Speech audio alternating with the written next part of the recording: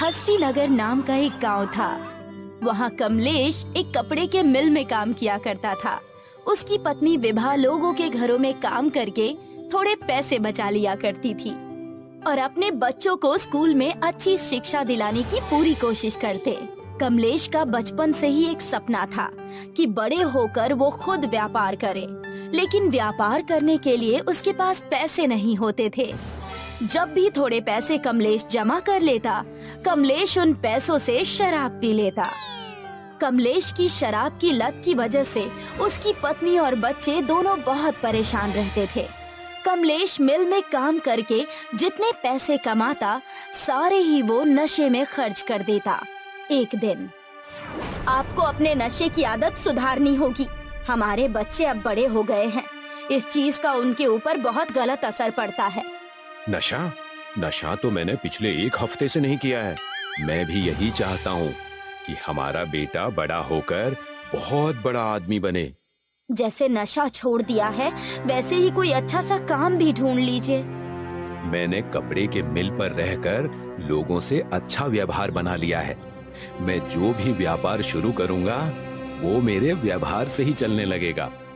लेकिन आप ऐसा करेंगे क्या जिससे हमारा व्यापार चलने लगे?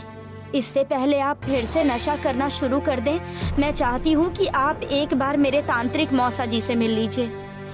विभा अपने पति कमलेश को अपने मौसा तांत्रिक के पास लेकर जाती है ताकि कमलेश फिर से नशा ना करे। कमलेश अपने बच्चे की भलाई और परिवार के भविष्य के लिए विभा की बात मान जाता है। मौसा जी, ये है मेरे पति। इनके बारे में ही मैंने आपसे बात की थी। इन्हें ही नशे से मुक्त करना है। ओम ह्रीं क्लीं बागड़ बोल बागड़ बोल बागड़ बोल। हाँ विभा बेटा, मैं तुम्हारी सारी तकलीफ जानता हूँ। कमलेश को मैं ठीक कर दूंगा। लेकिन मैं पिछले कई हफ्तों से कोई नशा नहीं कर रहा हूँ। मुझे यहाँ से जाने दो। अब मैं कभी नशा नहीं करूँगा। मैंने पहले से ही हमारे परिवार के भविष्य के बारे में सोच लिया है। मैं तुम्हें कुछ नहीं कर रहा हूँ, तुम्हारी भलाई के लिए ही कह रहा हूँ। नशा और नाश में केवल आ मात्रा का फर्क है। नशा करने लगोगे तो नाश हो जाएगा। वैसे तुम किस चीज का व्यापार करने के बारे में सोच रहे हो? मैं डोसे का व्यापार करने की सोच रहा हूँ। मैं डोसा बहुत अच्छा बनाता हूँ और मैं एक गाड़ी लेकर डोसा बनाकर बेचूंगा। ये सच कह रहे हैं मौसा जी, ये डोसा सच में बहुत अच्छा बनाते हैं और पिछले कुछ हफ्तों से ये नशा भी नहीं कर रहे हैं। आप बस हमारी पैसों से मदद कर दीजिए। मैं डोसा बनाने में इनका हाथ बटाऊंगी और इनके साथ व्यापार करूंगी। तांत्रिक उन्हें कुछ पैसे देते हैं और दूसरे ही दिन उन पैसों की मदद से वो डोसे की दुकान खोल लेते हैं। लेकिन जैसा कमलेश और विभा ने सोचा था, वैसा नहीं हुआ। कमलेश की डोसे की दुकान बिल्कुल भी नहीं चली। मौसा जी के दिए हुए पैसे बस खत्म ही होने वाले हैं। ज्यादा समय नहीं है हमारे पास, वरना आपको फिर से मजबूरी में कपड़ों के मिल में जाकर काम करना होगा। भाग्यवान, मैं कोशिश तो कर रहा हूँ, कोई कसर नहीं छोड़ रहा। पता नहीं फिर भी हमारा व्यापार क्यों नहीं चल रहा। हम दोनों से ही शायद कुछ गलती हो रही है। हम एक दिन और डोसे की दुकान लगा कर देखेंगे।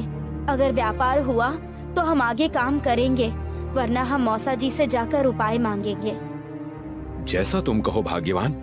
तुम और तुम्हारे मौसा जी तांत्रिक कम, बंदर और मदारी का खेल दिखाने वाले ज्यादा लगते हैं। चुप रहिए और कल की तैयारी कीजिए।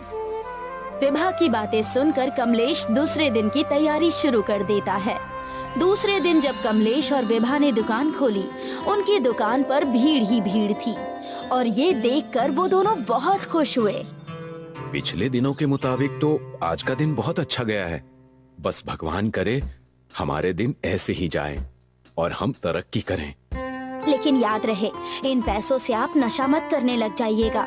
हमें ये पैसे मौसा जी यानी तांत्रिक जी को लौटाना है। कमलेश विभा की बात ना मानकर उन पैसों में से कुछ पैसे निकाल लेता है और रात को चुपके से शराब पीकर घर आकर सो जाता है। अगले दिन जब कमलेश और विभा ने फिर से दुकान खोली तो वहाँ ग्राहक नहीं थे। ग्राहक तो क्या, वहाँ एक आदमी भी नजर नहीं आया। उनके अलावा अन्य डोसे की दुकानों पर बहुत भीड़ थी। ये लोगों को हो क्या गया है? कल की ग्राहकी को देखकर हमने आज ज्यादा डोसा बनाने का सामान लेकर आए। अगर आज हमारी बिक्री नहीं होगी तो हम इन सामान का क्या करेंगे? हमारे अलावा सारे ही दुकानों में भीड़ लगी हुई है और हम यहाँ मच्छर मार रहे हैं। जरूर हमने कोई अनर्थ किया है। इस चीज को हमें मौसा जी को बताना होगा। हमें वहाँ जाने की कोई जरूरत नहीं है। इस चीज से हम निपट लेंगे। पहले तो कमलेश विभा की बात नहीं मानता है, लेकिन जिद करने पर विभा कमलेश को अपने मौसा जी यानी तांत्रिक जी के पास लेकर जाती है। तांत्रिक के पास जाते ही कमलेश समझ जाता है कि वहाँ कुछ होने वाला है। ओम ह्रीं क्लीं, ओम ह्रीं क्लीं, बागड़ बोल। मैं सब जानता हूँ। तुम दोनों यहाँ क्यों आए हो? विभा, तुम अपनी परेशानी अपने साथ लेकर आई हो। मैं परेशानी साथ लेकर आई हूँ? मैं कुछ समझी नहीं। तांत्रिक की बात सुनकर कमलेश मुंह छुपाने लगा। बागड़ बोल, मुंह मत छुपाओ और खुद सामने से आकर अपनी गलती स्वीकार करो, वरना तुम ऐसे ही मुंह छिपाते फिरोगे। अब खुद ही आगे आओ और अपनी गलती मान लो। इन्होंने ऐसा क्या कर दिया? आप मुझे बताइए। इनकी तो खैर नहीं, मैं इन्हें देख लूंगी। अगर तुमने पहले ही ध्यान दिया होता तो ये नौबत ही नहीं आती। मैंने तो ऐसा कुछ भी नहीं किया। मेरी कहीं भी कोई गलती नहीं है।